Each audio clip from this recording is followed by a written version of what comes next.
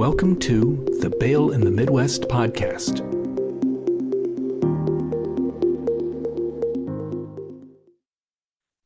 Hello and welcome to the Bail in the Midwest podcast, where we explore a variety of topics related to bail, pretrial release, and the criminal justice system in the Midwest. My name is Shane Rolf. I'm the Executive Vice President of the Kansas Bail Agents Association, and I've worked in this field for the past 35 years. Now, in the novel, The Picture of Dorian Gray, Oscar Wilde penned the famous quote that says, "A cynic is a man who knows the price of everything but the value of nothing." And so, by that logic, the so-called bail reformers must be the most cynical of people. Now, I've been told that a writer should limit his use of other people's quotes, especially when the quote is so famous as to become more or less a cliche. And I've seen this particular quote used in a variety of presentations where people will attempt to contrast price and value or make an argument that price is cheap for the value received. So I was hesitant to use it as an opening. But as I mentioned, the quote is from The Picture of Dorian Gray. And I think that in the context of bail reform, that metaphor actually works quite well. For those unfamiliar with the book, Dorian, knowingly or unknowingly, sells his soul to remain forever young, while his portrait will age in his place. Dorian then engages in all sorts of, let's just say, negative behavior and suffers no ill effects from his action, although the painting ages and suffers terribly, rendering Dorian's appearance in the painting to little more than a corpse over time. Applying the metaphor to bail, Dorian would play the role of the bail reformers, engaging in all kinds of harmful behavior, while the community at large would suffer the wounds borne by the painting. But we're not doing book club today. Rather, we're going to talk about the true economic cost of bail reform. So to follow the quote, do we know the price of doing away with secured bail? And more importantly, do we know the value or lack of value that results from bail reform? My guest today can help us answer these questions. Eric Granof is the Vice President of Corporate Communications for AIA Surety and has written extensively on this topic. Eric, welcome to the podcast. Thanks for having me, Shane. Well, thank you for being here. Now, I always give my guests an opportunity to sort of toot their own horn and let us know how they came to be involved in bail. So kind of give us a little bit of your history and your CV. How did you wander into this little facet of the world that we're all in here? First off, I'm still trying to decide if I wanted to be Dorian Gray or if I wanted to be the painting. And I'm kind of torn on which one. So anyway, I've been involved with AIA and working for them probably close to 20 years now. First kind of as a marketing person to kind of come in there and work with their agents and do some presentations at some of their conferences.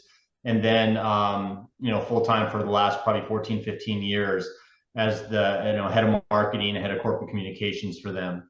And it's they probably get the same opening from everyone that's ever been in this business before. So it's not really something that they ever really thought they'd be in, but they kind of ended up in it. And you have this kind of love-hate affair with this business, is that it's super interesting, it's super important,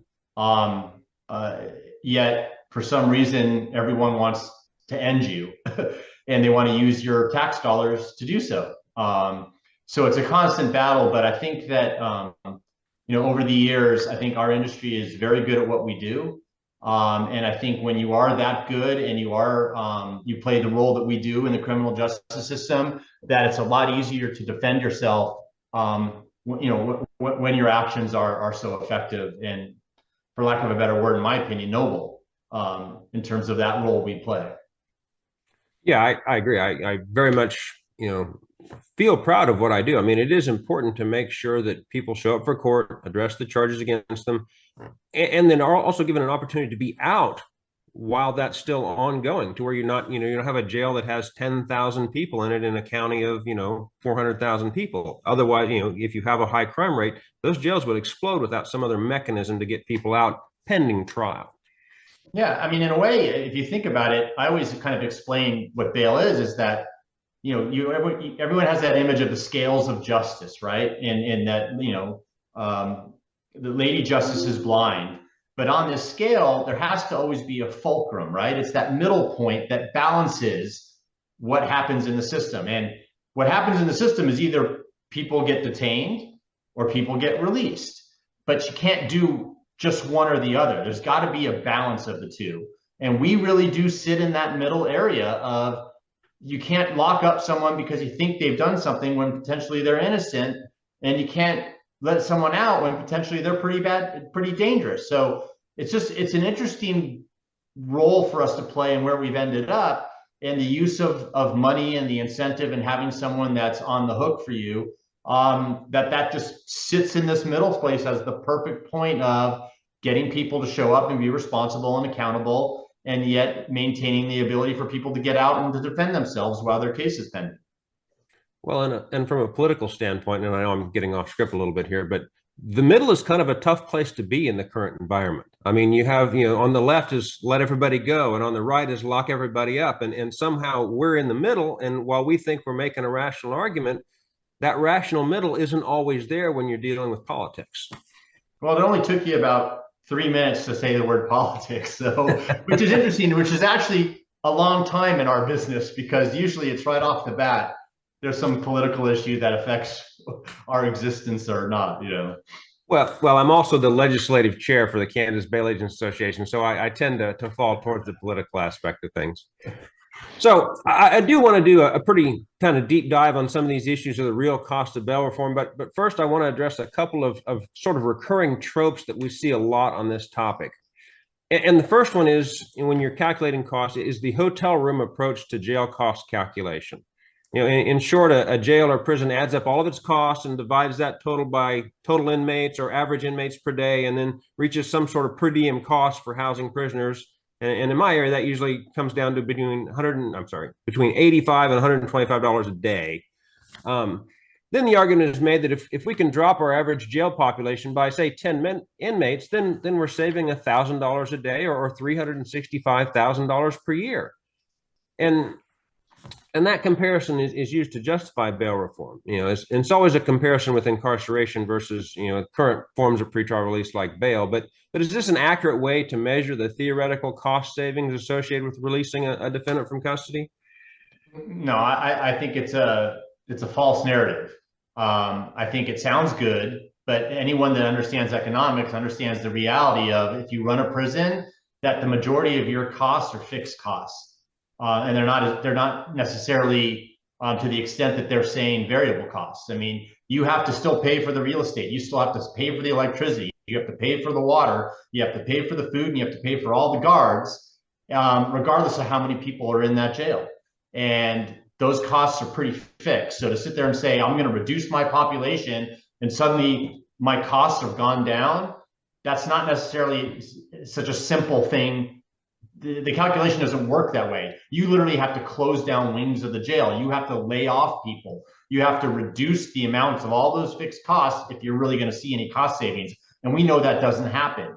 And the other thing it doesn't take into consideration is that it's really hard to, I think, come up with a kind of a static calculation of how many people are in a jail ongoing, because it really is just a snapshot in time, right? Because people are constantly moving in and out. And to sit there and say there's 10,000 people in the jail, whoop, no, now there's only 9,999. What? Now there's 10,001. Now there's 9. Now you can't accurately say that, because the idea is it is a cycling of people through the system, and that 10,000 that might be sitting there today, tomorrow is going to be a different group of people, because the people that have gotten out and people have gotten put in. So it's constantly changing, and they never take that into consideration when they're coming up with their talking points against us. Yeah, but sadly, I do think this is an argument that many legislators, or I guess stakeholders, as we use the term these days, really buy into. My very first guest on the podcast was Stephen Owens, who I think you know, yes. Who is now in the Kansas State Legislature. And one of the things they tried to impress upon him and all new legislators at their initial orientation when they come into any sort of legislative body is the concept of finite resources. Because, unlike the federal government, most state and local governments can't spend at a huge deficit. So when someone comes to them with the hotel room comparison and says they'll save them millions of dollars, it can be really hard to resist. Yeah, but I'd like to think that, the people that get elected into these positions would think more realistically and more objectively than just sitting listening to what some activist tells them is the problem. Because you have to begin to think about, okay, well, let's save money by closing down some jails, but oh yeah, let's set up this group over here that's going to cost us tens of millions of dollars in order to manage that process. But at the end of the day, you find out you've actually spent more now creating this group when the jail system was operating fine the way it was. So, unfortunately, I've met very good legislators that get this, and I've met legislators that necessarily don't really want to understand it, because I think a lot of the decisions being made are being made ideologically and not necessarily based on fact or based on what's probably best for the majority of the people. Well, on the other hand, though, I mean, if you have the argument of the hotel room cost of jail associated with it, can we not, as bail bondsmen, make that same argument in reverse? If it costs you $150 a day to hold someone in custody, and we have 200 people on bond, are we not saving you, $20,000-$30,000 a day for the people that we manage? Yeah, no, it works until they start getting into their other argument on the flip side of the money, which is, I always talk about that the battle we fight isn't necessarily it's facts or financial. It really it's around heart and emotion, right?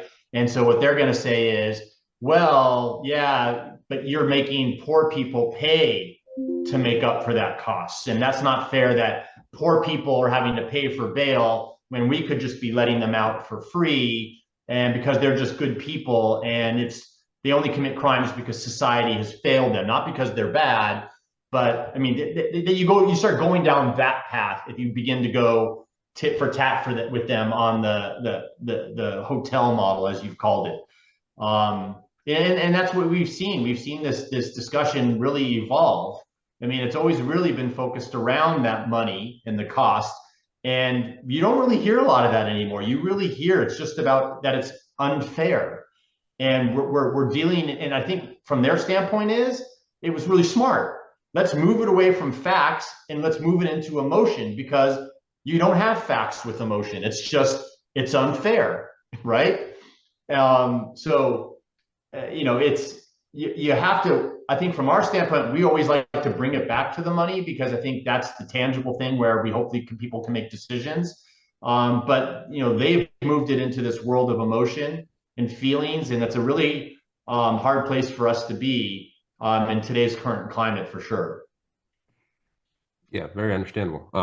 The other sort of, I don't want to say trope, but the other sort of argument that you hear on these things, like kind of covers, and I think it'll kind of segue nicely in some of the main topics here, is during the riots, or rather the mostly peaceful protests, if I can't call them riots, of 2020, one of the ways that wanton criminal behavior was excused was with the statement, well, they've got insurance, so we shouldn't care that stores are being looted and burned because they've got insurance and everything will be fine. So is insurance, when small businesses actually have insurance, or even large businesses, is that a panacea to mass criminal behavior? There's never ever an excuse that you should ever say that it's okay for someone to commit a crime. To basically say the new norm is we just have to let these people commit crimes because somehow we're making up something for them that we've taken from them in the past, or whatever you want to call it. Who knows if insurance even covers half the things that are happening during the riots. It all depends on their policies they have, right? So you can't just say that insurance is a panacea. But I think this goes to a bigger topic and a deeper topic, and it's an example that I give a lot when I give this presentation to state associations a lot. Is that the argument is always made that, well, he just stole something small from this guy, right? And he's just trying to feed his family, or he's just stealing that big screen TV from Walmart because he's just trying to feed his family, when I'm pretty sure Walmart sells bread, and it would probably be a lot easier just to steal food if you wanted to feed your family. But, I give an example of a plumber, right? So this guy's got a set of tools, and they're in his truck. His truck gets broken into, And the other side will always say, well, he just stole some tools because he wanted to sell it and get food for his family.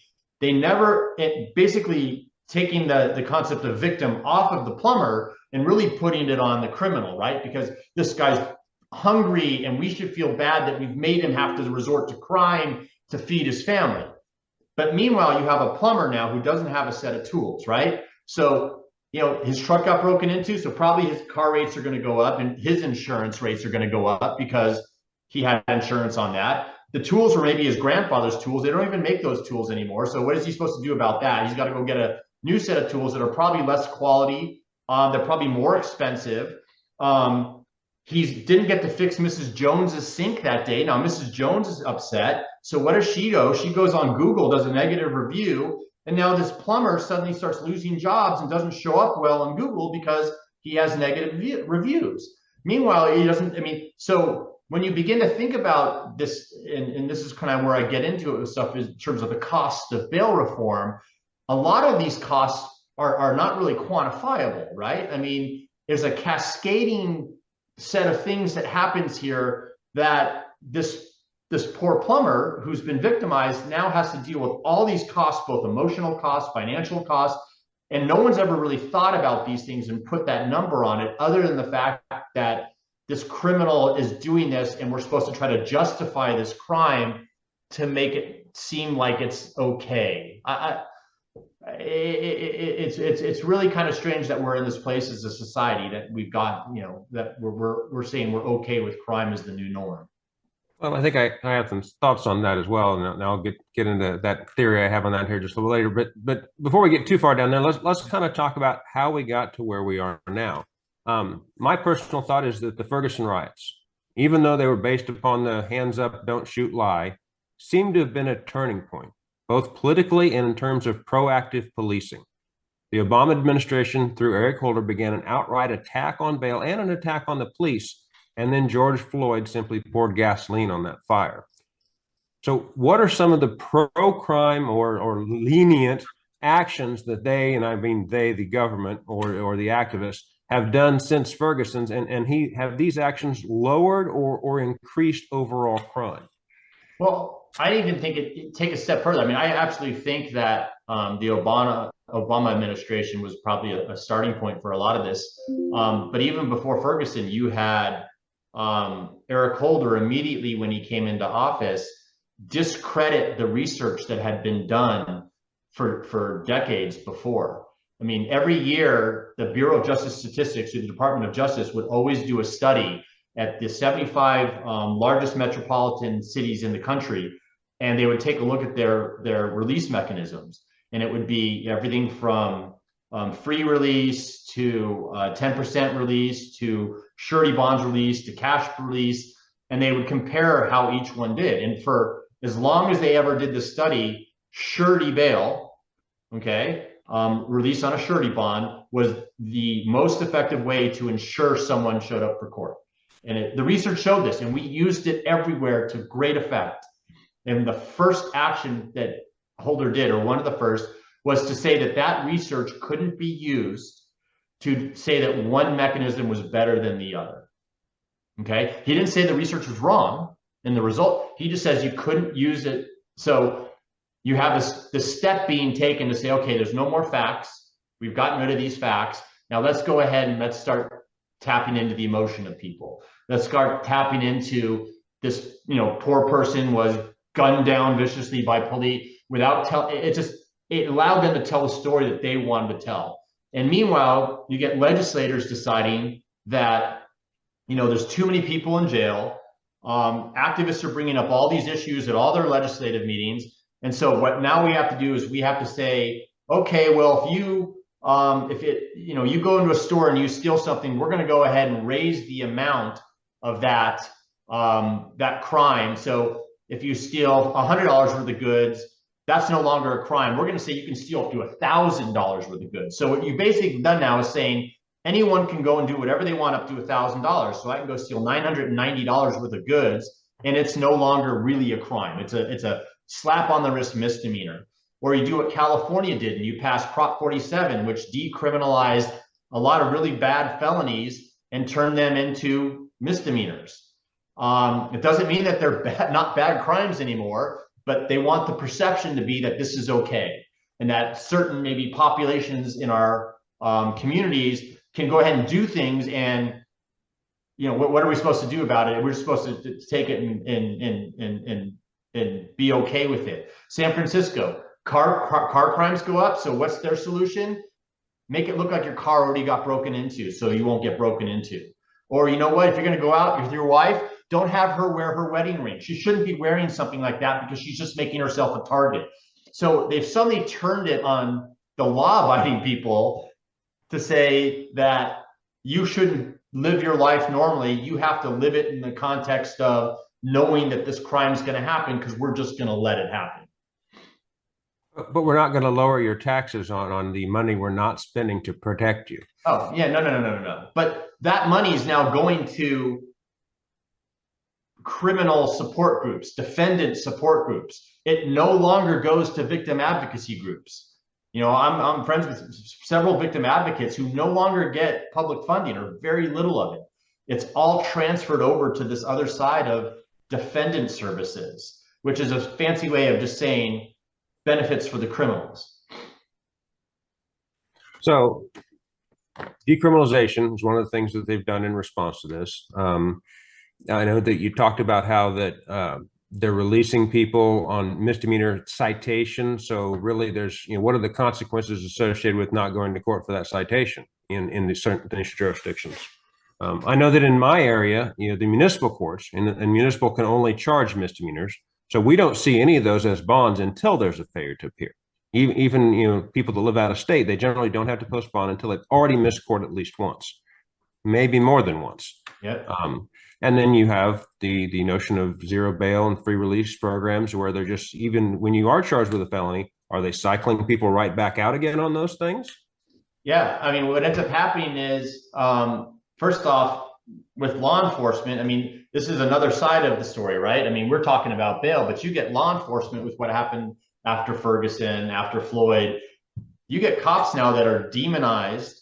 And, why in the world would a cop put himself out there and maybe make an arrest or maybe stop someone from doing something when he knows that there's a really good chance that if something were to ever go sideways, or if he has to use any type of force, that's going to be turned into something against this guy. And so what you have is, even though it might be a misdemeanor crime, cops aren't going to even take the chance of going in and arresting anybody. So that's why arrests are down in a way, but we see the crime going up. And the other side will say, look, arrests are down, we're doing great, all these programs and policies are working. But the reality is it really isn't, because people are scared to death to even maybe say there was a crime committed, or they just stop asking the police to come anymore at all because they know they're not going to. And not only because people don't want to, but it's the resources aren't there. Cities like New Orleans were supposed to have 2,500 cops on patrolling the city, have about 450 cops patrolling the city right now. So you have all this stuff kind of contributing to this this just lack of, or this just explosion of lawlessness, and we're all just supposed to kind of accept it, and move on. So let's just get one definition down here. I think we can probably both agree that to some degree or another, bail reform has caused an increase in crime. I mean, there's all these other factors as well: the pullback from the police department, progressive district attorneys, a decriminalization, an accepting attitude towards crime, I guess. But bail reform has caused an increase in crime. 100%. If anyone says anything different, they're putting their head in the hole so that they don't have to accept it. I don't know how you could make that comment that it hasn't affected it. I mean, it's like you push a button over here, something happens over here, and you're trying to say that that's not related. I mean, well, I know that in New York City, they enacted their bail reform right at the beginning of 2020. So right at the beginning of the year in 2020, they, started releasing everybody and their dog, and then saw crime immediately explode. And even Bill de Blasio, who is functionally a communist, I think, seemed to admit as much in early March of 2020 when he said that nothing else had changed other than the bail to cause the explosion in crime that he saw since the beginning of the year. And so there was an argument at that time that maybe they were going to look at rolling that back because it was a single factor issue at the time. Yeah. Of course, what else happened in March of 2020 is that, COVID came along. And so now everything that we can blame on COVID gets blamed on COVID. And bail reform, it couldn't possibly be bail reform. It's got to be COVID. Is the reason why all this crime is gone. Now, I'm not saying that COVID doesn't contribute to that, but until you had COVID to put that across, even the far left was starting to admit that, hey, this was a problem. Yeah, no, I mean, I think it's hard to ignore it when it's interesting. I talk about this all the time. So, when I first got into this business, and you've been in it longer than I have, when did you ever hear bail or the word anything with our industry on television, on the news as an issue? You never heard it. Maybe Dog the Bounty Hunter would do something, or maybe there'd be a very high profile case, but you never heard it. In the last 4 or 5 years, and I would say even now, I mean, you can't turn television on tonight without turning on any news program and just watch that for 30 minutes and you will hear the word bail reform. Okay? Tell me that it's not connected to everything that's going on in the world right now. I mean, it literally was the ignition point, in my opinion, of all the crime that we're seeing now. And it started happening about a decade ago. And I think we are seeing the results of it sounds conspiracy, but it's almost like it was a well-coordinated effort to put us in this position that we are nowadays. And it's kind of scary because I think you see some things coming out of this where you now have states like Wisconsin that have just passed laws. I mean, the people are willingly giving up their constitutional rights and they're allowing preventative detention. I mean, you have state legislatures looking at preventative detention as an option now. And people think, oh, that sounds great. Let's lock up the bad guys. But listen, I mean, there's a very fine line between when you give someone that ability and what they're going to do with it. I mean, do we get to the point where maybe they don't like who you voted for, or now suddenly you're going to be, so you can't, and our country's been very smart about that. At least our founding fathers were, about putting these things and checks and balances and all these things in place. But for the people to get so fed up with crime to willingly give up something that is a pretty important part of our freedoms, it gets pretty scary at where this potentially goes. Well, and then look at both New Mexico and New Jersey. While it wasn't used that way, that was how it was sold when they made their constitutional amendment changes to allow preventative detention and more lenient release for people who weren't preventatively detained. The way they sold that to the public, and the reason the public came out and voted for it, was because they thought they were going to be preventively detaining a larger percentage of people than they actually are. Yeah, no, it's just, but it's sold as that way, but you have a limited number, at least at the state level, of how many people you can house. Whereas I think the Fed has, more options, but the states, you have jails and then or prisons, and then that's it. And then you have to be able to manage those populations. And so you begin to locking up a lot of people. What ends up happening is you have to release everyone that you think is less dangerous than the violent ones. And what people don't realize, and the part of the story is told, is that the people that are actually in these jails now, I mean, especially, California, they are the worst of the worst. I mean, the narrative that's thrown around is that, 60, 70% of the people are in jail and they're only there because they can't afford a bail bond. That does not exist in California and a lot of other states now. California, they took, because of AB 109, the realignment, they took all these convicted bad guys, and because the prisons were crowded, moved them down into the county jails. And so everyone that was in the county jails had to go somewhere where you had to release them. Right. So this is all part of the equation that leads to more crime, less safe streets, and all this stuff that we're seeing now. Because, I think the LA County Jail is, of their pretrial population, I think 95% of the people in the pretrial population are there on felony crimes. So when they say that people are there on low-level first-time misdemeanors, drug offense, it doesn't happen in California. They are released immediately. They are given a citation, or here's your court date, and then when they don't show up, the stack of warrants just gets higher and higher and higher and higher. And typically, maybe they get caught when they get caught committing another crime. I mean, that's really the only way they ever catch these people. But I mean, it's what we touched on earlier, this whole decriminalization and the realignment and moving, you know, and it makes you really begin to think as someone outside, even if you and I weren't in the bail industry, what's going on? Like, why are we doing that? Why are we, you know, wouldn't a better option to be, if people are going to jail, maybe we take a look at teaching them not to do things that get them to go to jail. Start at our schools, start with families, but for some reason we think, let's focus on the back end, let people out, tell them what they did wasn't a crime, and they're just going to say, oh, thanks, we're going to go ahead and live good lives. It doesn't work that way, and we're seeing the result of that. Well, and this is, I think I've seen a progression since I've been doing this. It used to be, it was very difficult to convict someone. But once you were convicted, well, then you were going to serve some time. And so we've sort of backed off. Well, it's not as difficult to convict you anymore, but we're just going to put you on probation. And so you've seen this progression as you're moving up the chain in the criminal justice system. Well, yeah, I know we're just going to put you on probation. And then, you know, so as we become more focused on different aspects of it, it used to be like the prosecutor's office didn't really care about the pretrial portion of it. Hey, this is your bond, post the bond, good. We're concerned about getting conviction and making you serve time. You just make sure the guy shows up to address those charges. And if we need to send him off to prison, we'll do that. Now you find them much more involved in the pretrial, you know, aspect of things.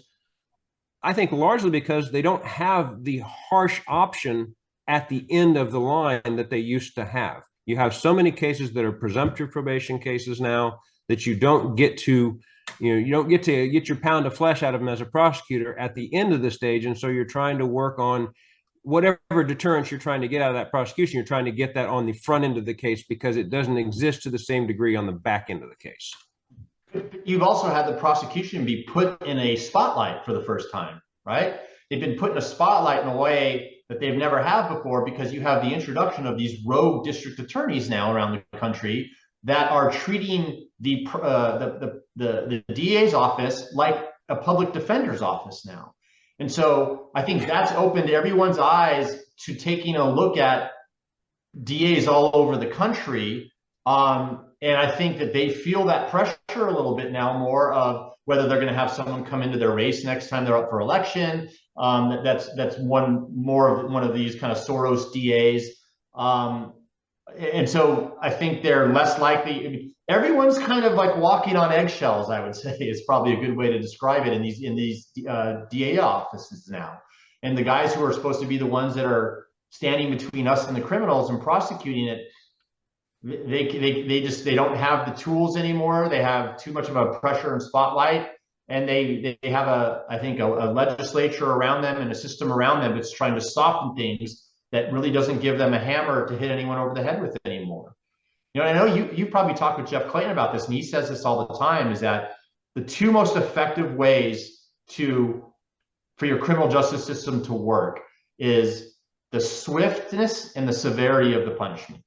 Those have been proven time and time again to be the most effective ways, or effective things within a criminal justice system to get people to stop committing crimes, to rehabilitation and all that stuff. And we've lost both of those in our system today, is that there is no swiftness.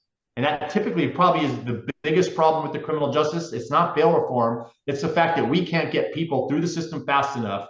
And so you're releasing people that shouldn't be because you can't detain them, or you're detaining them and you're overcrowding. So if you could get people through the system in the way you're supposed to, which is, I think in most states, it's supposed to be like 48 hours or maybe 72 hours, I don't know. And like you said, you've taken away the stick. How do you manage a group of the population that wants to go out and take advantage of everybody else at that point? It becomes very difficult to do so.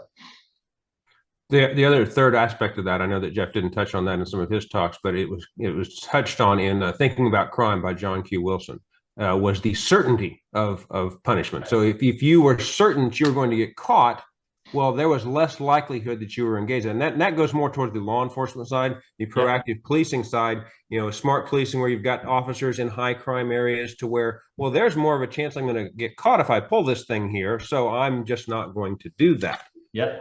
So it certainly was a big aspect of that as well. So let's actually get into some of the cost here. We've been kind of talking around all this stuff, but what the cost of wholesale bond reform or bail reform. While we hate to sound like bean counters because that has a negative connotation to it, counting the beans is a legitimate way to generate public policy. Again, most places have finite resources to dedicate to different topics, so trade-offs have to be made. It's just vital when we're making those decisions that the trade-offs are based upon accurate information. So this is your bailiwick here. Tell us, what is the accurate info? What happens when you eliminate secured bail? What are the costs? And how do we calculate those? Because I know we've sort of danced around some of it, but maybe, just focus on some of that. I mean, I think we dance around it because I think the answer is really difficult to pin down. I mean, I think, if you look back in the history of our government, taking a look at crime and its impact on our country really only started, 60, 70 years ago, maybe 60, 70, 80, 90 years ago. But, it was never something that was really formulated or really anyone really thought about. And even today, the way we take a look at crime and measure crime, it's done in such isolation and such different boxes, right? You've got, one group within the government will take a look at these types of crimes, and one group in the government takes a look at these types of crimes, and this various group only takes a look at self-reported crimes. And so we know the accuracy of that's going to be bad because not every crime is reported. Even NCIC only has, I think, about 40% of the stuff that's supposed to go into NCIC ever gets into NCIC.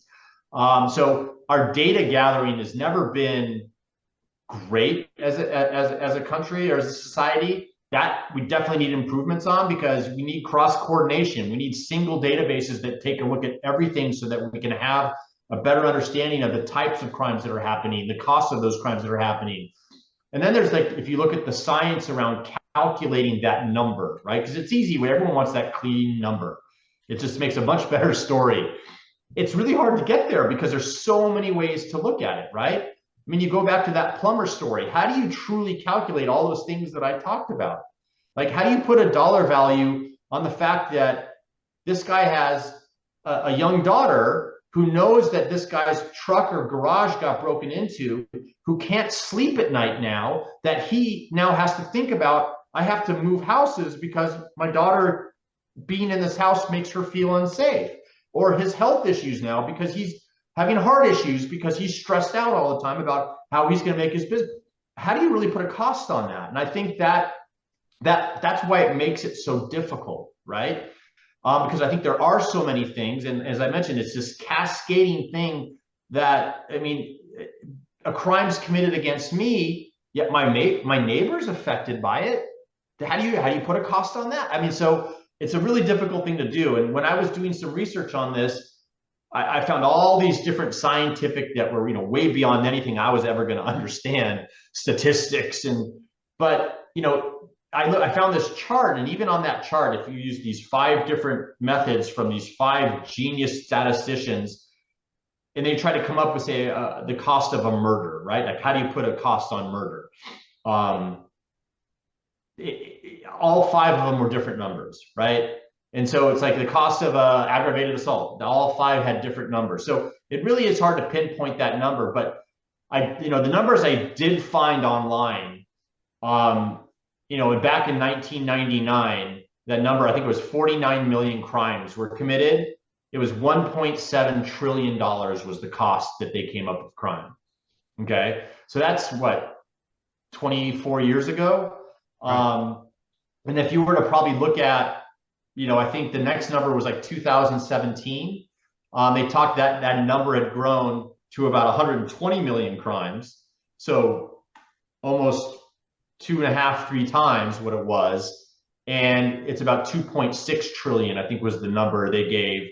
And that's 17 years later. And then even 2021, I think was the last number. So it's 4 years ago. So you go from 2.6, the estimate for 2021 was 4.9 trillion. So you can see that it's a substantial number. And a lot of people, when you say trillion, it's really hard to kind of comprehend that number. And so I take people through an exercise a lot. I'll show them, like, here's a $100 bill, right? And then here's what $10,000 looks like. Here's what a million, and you get to what $1 trillion would be. So imagine a pallet, okay, a full pallet. Everyone knows, like, when a forklift, lifts up the wood pallets, filled with $100 bills, okay? And then you imagine a football field filled with a layer of pallets filled with $100 bills. Well, imagine that, and then imagine another layer put on top of that first layer. So 2 layers of pallets of $100 bills covering a football field. That's what $1 trillion looks like. And you're talking $4.9 trillion is the estimate of cost of crime just 2 years ago. Well, and I could be wrong. I haven't looked at these numbers in a while, but isn't US GDP only about 20 trillion? Yeah. I mean, you're talking 25% of the national GDP. It's more than what our country spends on healthcare. Oh yeah, or pretty much anything. Yeah, I mean, it's unbelievable, and it's a number that I almost feel like they don't want to calculate it. Maybe that's why it's so amorphous. But it's substantial. I mean, and you begin to think about, what could we be doing if we weren't wasting that kind of money, or crime wasn't taking that much out of our economy? What could we really do as a society and community? Well, you have talked about, in some of the stuff I've read that you've written, is what you refer to as the domino effect, and what I've talked about, as basically reverse broken windows. The broken windows policy, and the domino effect is essentially the reverse of that. And so you stop enforcing law, or you start cycling people back out. And we talked about crime's allowed to proliferate. You decriminalize, so we don't necessarily call it crime, but it still has the same functional effect on people. Communities become less safe. I mean, I'm seeing that more in my area. There was, somebody was killed outside my office by the police, 2 days ago, who decided to come attack the officer with a knife. And there's homeless people that live behind my office. And so you see these pictures from San Francisco, which is not my area. I'm in the middle of the country, but you've got open air drug markets and homeless encampments, and people can't go to. You talked about San Francisco. People have to disguise their cars like they were broken into beforehand. There's needles and stuff all over the streets. They actually have an app that tells you where the human defecation is. It's called the Poop app in San Francisco. I mean, that's literally like how bad it's gotten. I mean, and I lived in San Francisco for 2.5 years. I worked in Union Square, right off Maiden Lane, and it used to be one of the best places to be in the city. And now it's like, it's a war zone down there. And it's unfortunate, because what it does is it drives the economy out, right? You have Nordstrom that's been there for I don't know how many decades. They're leaving, there. You got Walgreens, you got CVS, you got Starbucks, you have all these stores that just decide they can't operate in these environments. And then what begins to happen to these communities, right? Because remember, bail reform is always being done under for my opinion, under the guise of helping these communities of color, helping these communities of less fortunate communities, right? And what happens? These are the communities that are impacted most negatively by all this stuff, right? CVS, you decrease the level of what's a crime, or the level of shoplifting, or increase the amount you can do without it being a crime. And what happens to all the retailers? Well, CVS decides, I'm going to pull out of this neighborhood because I can't afford to do business anymore. Now, everyone that lives in that neighborhood has no more access to drugs, has no more access to the things that these stores sell: grocery stores, pharmaceutical or drug stores, hardware stores. They're all going to be gone. And then what happens? These communities are going to get worse and worse and worse off if we can't control the crime in them. And letting people out of jail for free and forgiving crimes is not the approach to do that. Well, and then, a couple of points on that. One is, as businesses leave, how do you recover from that as a city? If you wanted to crack down on crime, where does the money come from to pay for the extra police? I mean, your tax revenue is gone. When these businesses leave, how do you get more funding to recover? Yeah, but it's not even the businesses anymore, though, right? I mean, McDonald's, I read some article, McDonald's built a beautiful brand new headquarters in Illinois, in Chicago, and they can't get their employees to show up for work because it's too dangerous to commute to work. I mean, at what point do people are just going to open their eyes and wake up to really what's going on around us? And I mean, that takes it to a whole new level, right? It's not only the stores not being able to operate, but you get corporate headquarters now not being able to have employees go. I mean, the economy's got to begin to break down at some point where it's like we got to figure something out, right? I mean, and you can't just. I mean, always talk about like there's this pendulum, right? And we've gotten so far to the left. And I'm only saying left just because I swung my left hand out, not necessarily maybe Freudian, I don't know. But that it swung so far in one direction of just letting everybody out, having no punishment, it's nobody's fault, to the fear then becomes it swings all the way back the other way, and we just start locking everybody up. And I think that's the danger zone that we're kind of in now. Is it's almost, yeah, it's bad what's happening, but what's going to be really bad is if we let this thing swing too bad in the other direction, because right. I think that opens up a whole new can of worms that our country or societies haven't dealt with in many years. And I don't think we want to go there. And once again, as we started off the conversation, as that pendulum swings, who sits there right in the middle, right? It's us. And we got to prevent that pendulum from swinging too far in one direction. I want to throw a couple of theories at you of just kind of my thoughts on why we're in this position we are now. And you feel free to shoot those down because there's just my theories on here. Heather McDonald, who writes a lot about criminal justice issues from a very data-driven perspective, and she's written the book The War on Cops, and her most recent book is called The Diversity Delusion: How Race and Gender Pandering Corrupt the University and Undermine Our Culture. She really does need a shorter title than that. Yeah. But in a recent interview, she stated that if there wasn't a racial disparity in criminal activity, then we as a society, quote, wouldn't give a damn, unquote, about things like mass incarceration and cashless bail. It's only when we look at these things through a racial lens do we see a problem. And I think that folds nicely into sort of a two-part theory that I have about why we do give a damn. And one, and again, like I said, feel free to shoot these down, it's the notion, and this is more of a pejorative anymore than it used to be, is the limousine liberals, for lack of a better term, which is to say wealthier, college-educated white people don't really have any contact with minority communities and think that because of white supremacy or the legacy of slavery or some such thing that minorities then don't have any choice but to engage in crime and often view lenient pro-crime policies as beneficial to minority communities.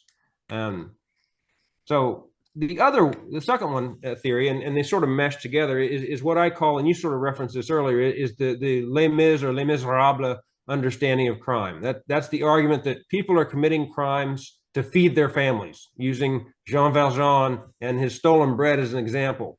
And so if you have this well-educated, well-off population that's not really necessarily exposed to crime, things like, the play, Les Miserables, is all they're seeing about these things.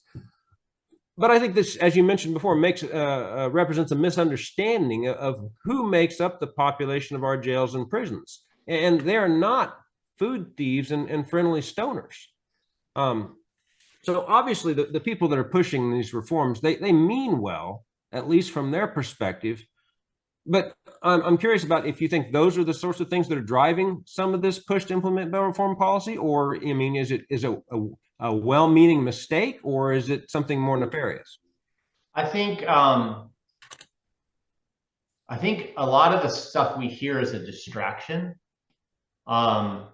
I mean, I think they're trying to tap into the well-meaningness of people, because inherently, I think I do believe that all people are good to a point, and I think that all people don't want people to suffer. They don't want, you know, we'll get political here, I guess, because we just will. I think I've got lots of friends that lean left. Okay. I think there's no question that most people that know me know where I stand on the spectrum. But I think for the most part, 95% of the things that are important to the operation of the world in general is that all of us would agree. Left, right, whatever you are on the spectrum. Okay. We all want our government to be fiscally responsible. We all want our government to protect us from foreign nations and bad things should they ever happen. We all want to have roads that work and all those different things, infrastructure. And no one wants poor people languishing away and dying in the streets. You could say that every Democrat and every Republican and every independent and every Green Party member, they would all agree on those things, because those are the most basic things that we all need to survive, and that we all, at the end of the day, as a society, interact with and have to have operating for us to be able to live lives in a peaceful way. And I think what our political parties do is they never focus on those things. They focus on those things very high level, but what we've gone to is the fringes. We've gone to whatever's far right and whatever's far left, and that's all we hear nonstop. And it makes everyone who is on the same page in the middle begin to pull away from each other. And I think we've been separated purposefully or non-purposefully, whatever. I mean, I don't want to get into conspiracy, but there's a reason it's happening. Is that, I mean, 10 years ago, you could have debate with someone. You can't have a debate with anybody anymore. Why? We're the same people. We're the same. Right. And at the end of the day, like I said, 95% of what we think, we're in agreement, but we don't even talk about those things anymore. We're only focused on the fringe things. So I think it's I think it's a distraction of false narratives that's being done while there's a group or someone that is trying to achieve something, whether it's create the chaos so that we don't see what's going on in this hand while this hand's, I mean, who knows what the reason is? I mean, I wish I knew, because it confuses me a lot. But it's interesting. So I'll give you an example of something, and I kind of don't know if it makes sense or not, but it's interesting to me. So my family, for some reason, maybe this was a COVID thing, we got into watching Survivor, right? And you know, for everyone that, you know, maybe you do or don't know, it's all these people are on this island, they put them into different groups, whatever, and then the idea is to outwit, outplay, outlast, whatever. Right. And so the one we're watching right now is Gen X versus Millennial.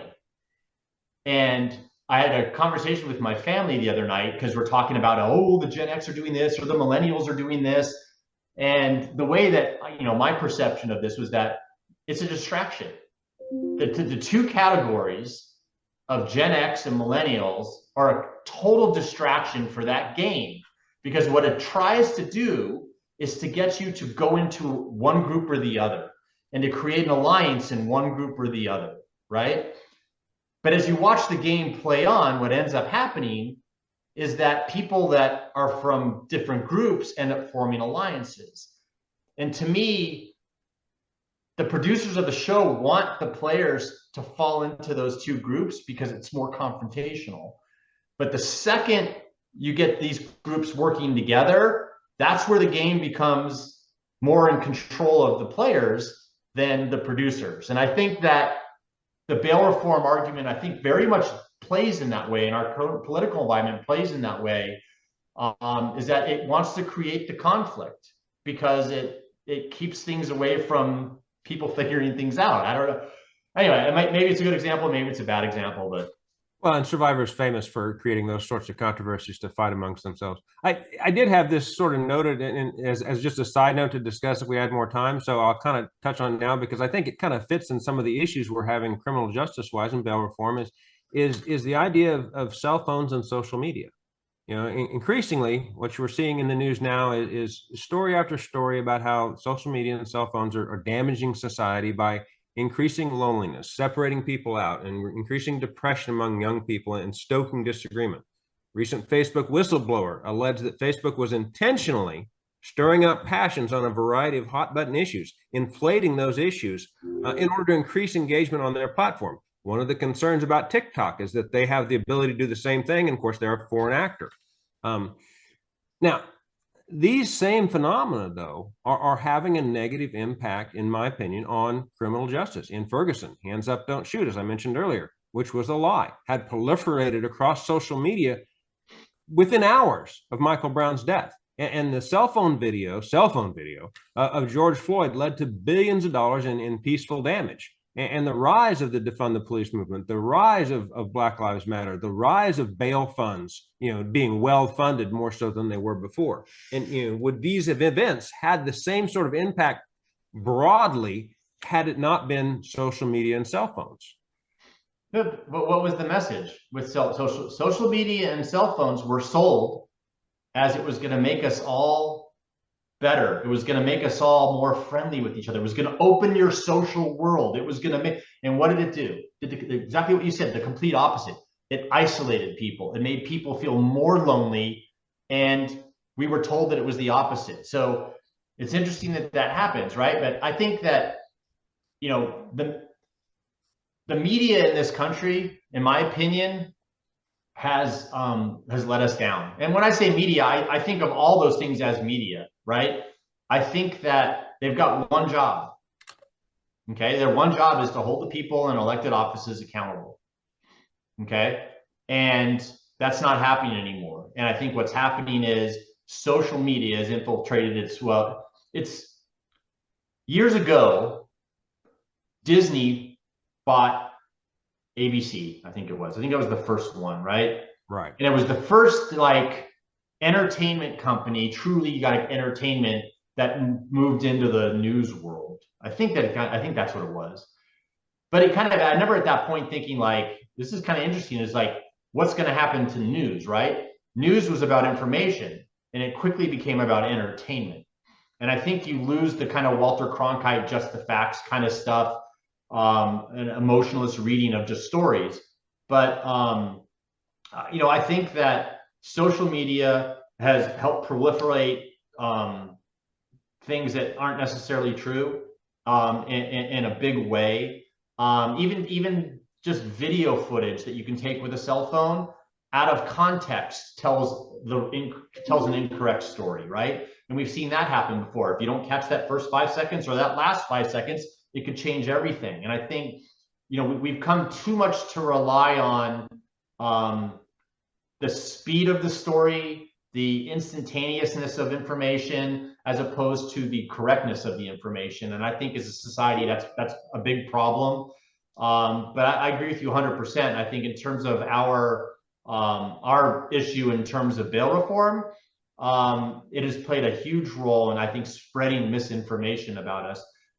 But I think we've done a good job in responding and using social media to help fight the fight that we fight, to help use it to get consumers to send messages to legislators and around issues and their elected representatives and things like that. So maybe it's not as bad as we all think, but we'll wrap it up here, and then we'll give you a chance to scare us a little bit more here. And I'll read from an article that you wrote. So, quote, as failure to appear rates have risen, more defendants have failed to show up for court without consequences, and case backlogs have become unmanageable. This has forced the courts to dismiss cases in an effort to prevent the collapse of the criminal justice system. Now, and unquote. Now, I'm of the opinion that the criminal justice system is one of the pillars that supports an organized society. You have to have laws. You have to have enforcement of those laws. If you don't, your society breaks down. How do we continue to exist as a nation when we're allowing our major cities to descend into functional anarchy? And is that what's happening? Am I correct in that? And if so, how do we as a society walk back from that ledge? I mean, that's the $1 million question, right? Because I think it's hard for anyone to sit there and look at what's going on right now and say there's not a problem in the system. I mean, we're a country that was founded on laws. And I think there's lots of these laws now that are just they're not being treated like laws. They're not suggestions. And I think there's a part of the society that thinks that these are just suggestions. And what scares me is when the people that believe that get into positions of power in the system, when they become judges, when they become lawyers, because you see that's the kind of the wave of the future of these are the people that are in law school now are the ones that are going to be in charge of our criminal justice system 20 years from now or 10 years from now. They're going to be judges. They're going to be, and if they're being taught that our laws are merely suggestions, that's a problem. And we can see examples of this all over the place. Now, plenty of judges that are great. There's plenty of lawyers. But when I go to UCLA and I sit in a panel and I see their law school students snapping their fingers when they don't like something that somebody said or when they feel triggered, or when I see stories about Supreme or federal court or federal judges going to present at a law school and having law school students protest a federal judge, to me, that's a red flag. Is it a red flag signaling the collapse of our criminal justice system?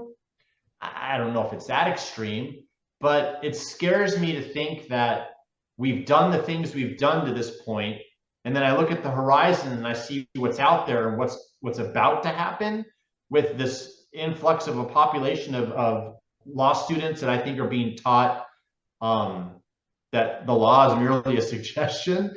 It worries me. I mean, I think it's frightening, but I have confidence in society. I have hope that people wake up and see these things that are happening, because nobody wants it. I mean, it's really going to be, people will stand up and fight when they've got nothing left to lose. And I think that we get close to a point where people are going to start realizing what's going on around them and they don't like it. Well, and as you mentioned before, the issue of the backlash, the pendulum swinging the other way, and do you have, a much more authoritarian response to that? I mean, if you look at the old book or movie Clockwork Orange, I mean, you had all the thugs running wild in the street, and then they sent Alex off to prison. When he gets out, his old buddies were actually the police at that time. And so they had they just drew from those same people and had a much more violent and aggressive crackdown from the police department. So then you obviously you're going to swing back the other way in response to that, but nothing good happens during that swing. No, and that's the problem. And I think what a lot of people don't realize is, the swing's been happening. It's happened over and over again. We've witnessed the swing back and forth throughout the history of the country. Sure. I think what is different about this swing is that I believe the pendulum has been propped up by amounts of money that we have never seen before in the system, where the pendulum swings and common sense would always bring it back. And I think the pendulum has swung, and it's trying to come back, but there's a big stack of money in the way from these special interest groups and these activists and all this that's really kept it there longer than it needs to. And then I think once it maybe breaks through, that's where I think you're going to have that momentum, and hopefully cooler heads prevail somewhere in the middle when we realize that the solution isn't the opposite of what we're doing. It's to do the middle part better. That's a tough argument to make. I mean, we saw the Bail Reform Act of 1984 and then the Salerno case afterwards, where the Supreme Court basically walked back your right to bail, to basically say that, well, you only have a right to non-excessive bail, and zero bail is not non-excessive. And that would mean, granted, 5-4 decision, but still, because of the explosion in crime that happened from the Bail Reform Act in 1966, and you saw violent crime explode for 25, 30 years straight. And then, Congress decided to do something when that was the Bail Reform Act to try and roll that back and be able to hold people without bail. Well, when that was challenged, the Supreme Court's like, maybe we ought to be able to lock these people up. I mean, you walked away from a constitutional guarantee of bail to, well, there's only a federal constitutional guarantee to non-excessive bail. Yeah. So, I mean, I guess my concern is it's tough to land back in that middle ground when you have a backlash. Yeah, no, and I think that's going to be the challenge, right? I mean, how far do we correct? And Well, hopefully we do correct, because I think, like what you said about social media, how many people don't even think anything's even going on? I mean, there's people out there being told, I mean, there's articles being written that say there's no connection, that crime isn't as bad as they're saying. right. And that's the social media, that's the misinformation, that's the stuff that gets spread around when, I think it's pretty visible of that our communities are not the same that they were a decade ago. Well, hopefully, and I'll sort of paraphrase Ken Good here, who does another podcast, the Bail Post, where he was talking to one of the Dorian Grays, to use my example earlier, and saying, you'll be gone from here, and I'll be the one cleaning up the mess. And of course, he just in his Dorian Gray fashion laughed and walked away. But hopefully, we will all be here to help clean up this mess when it's all said and done. No, I know I'll be here. Thank you very much, Eric, for taking the time to talk to us today. It was really illuminating. I appreciate you talking to me today. No, I appreciate it. Thanks a lot, Shane. Our thanks today to our guest, Eric Granof. He did a great job of showing how there are downstream costs associated with changes to bail procedures. Hopefully, this sheds light on the cost of bail reform. We should all pay close attention to the unintended, or more importantly, the intended consequences of these sorts of changes. Please join us next time for more discussions about bail in the Midwest. Join us again next time for the Bail in the Midwest podcast.